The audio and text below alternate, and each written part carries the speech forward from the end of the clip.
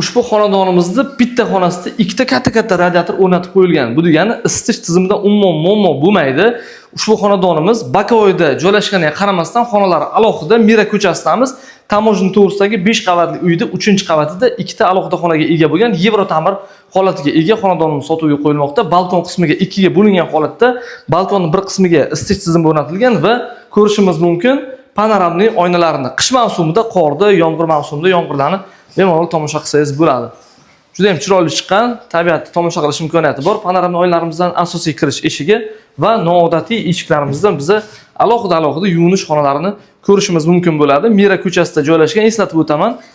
1-maktab, 16-maktabga, Yangi bozorga ushbu xonadonimiz yaqin hisoblanadi. Ta'mirga o'zlaringiz bitta baho berasizlar va izohlarda yozib ketinglar, sizlarga ta'mir yo'qdimi, yo'qmi? Bitta fishkasini ko'rsataman. Balkonimiz 2 ga bo'lingan holatda yarim qismiga qaranglar qanaqa noodatiy uslub qilingan, ya'ni o'tirib ovqatlanish uchun xonadon egalari mana shunaqa dizayn qildirganlar. Bu yerda ovqatlarni tayyorlaysizlar va tayyorlangan ovqatni mana bu yerda podacha qilsangiz, farzandingiz bilan o'tirib ovqatlanadigan bitta kichik semeyniy zona bo'ladi. Demak, oshxona garniturasi mavjud. Ushbu xonadonimizda laminat, qimmat laminatlar qo'yilgan va ta'miriga e'tibor berasizlar. Mana bu yerda uzun koridor bo'ylab kelsak, katta joyimiz bor. Bemalol mebel qo'yib, prixoj mebel yoki bo'lmasam kattagina garderob zona qilib qo'ysangiz bo'ladi. Marhamat, keling, ikkinchi xonasini ko'rib o'tamiz. Ikkinchi xonamiz orqali biza panoramli oynalardan Mira ko'chasini ko'rishimiz mumkin. Pastki birinchi qavatlarimiz ko'pisi noturar bo'lgan, bilasizlar, magazinlar. To'g'rida esa, demak, Tinchlik plazaga ketish yo'li joylashgan.